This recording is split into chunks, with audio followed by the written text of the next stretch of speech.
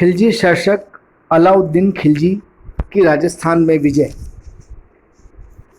अलाउद्दीन खिलजी का राजस्थान में आक्रमण करने के बहुत से कारण थे। एक तो वह साम्राज्य विस्तारवादी व्यक्ति था। वह विश्व को जीतना चाहता था। दिल्ली के कोतवाल अलाउल मुल्क के कहने पर उसने विश्व विजय का कार्य छोड़कर संपूर्ण भारत को जीतने की योजना बनाई। एक दूसरा कारण,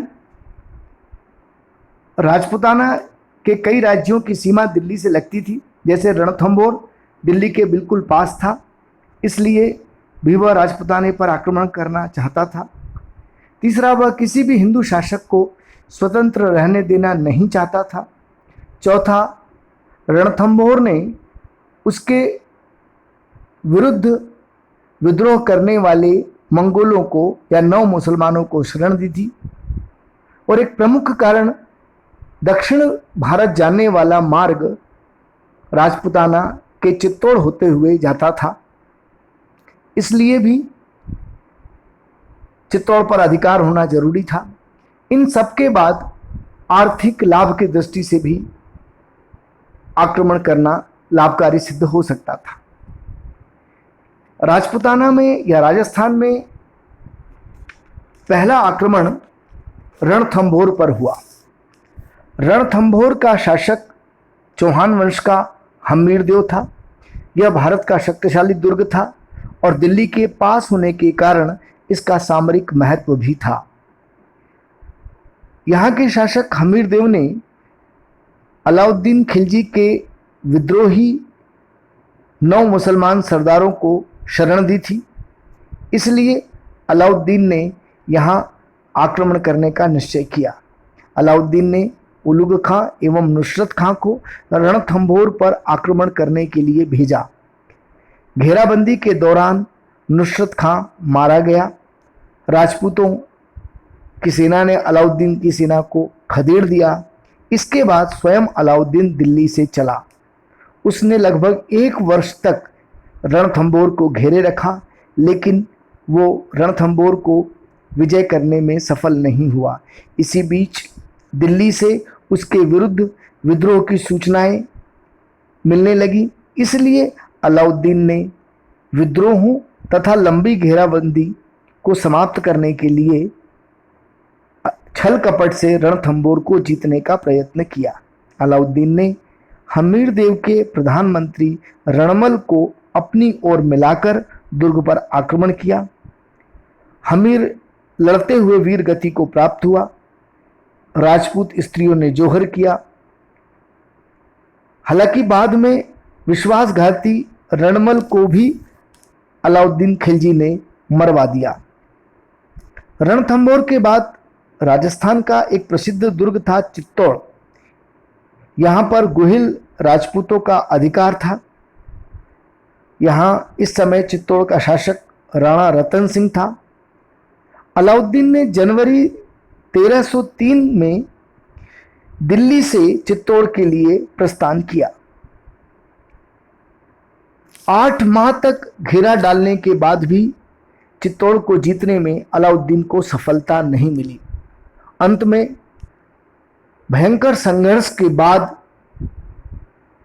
अलाउद्दीन की सेना ने चित्तौड़ पर आक्रमण किया।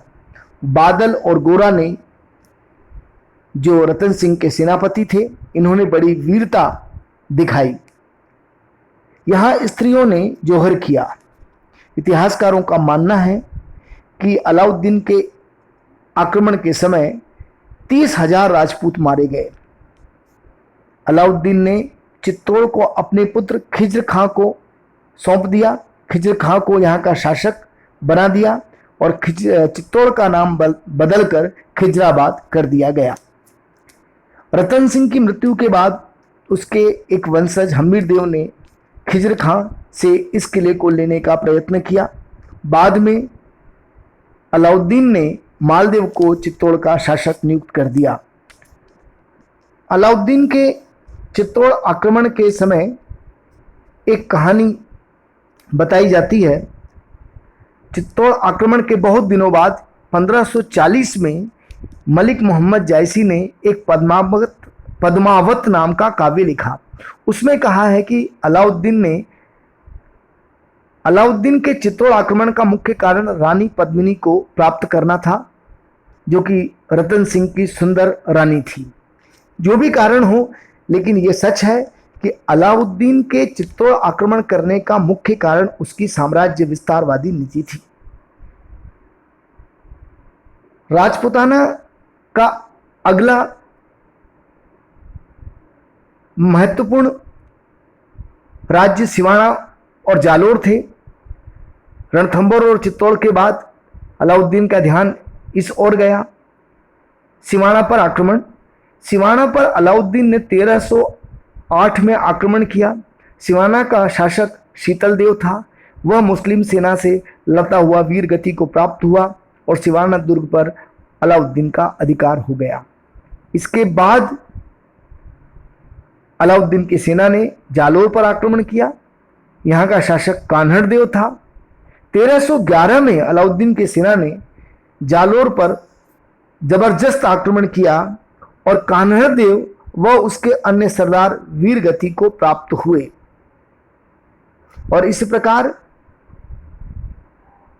जालोर को भी अलाउद्दीन ने दिल्ली सल्तनत में मिला लिया। इस प्रकार रणथंभौर, चित्तौड़, सिवाना और जालोर राजस्थान के इन प्रमुख राज्यों पर अधिकार करने के बाद अलाउद्दीन की राजपूताना की विजय पूर्ण हुई।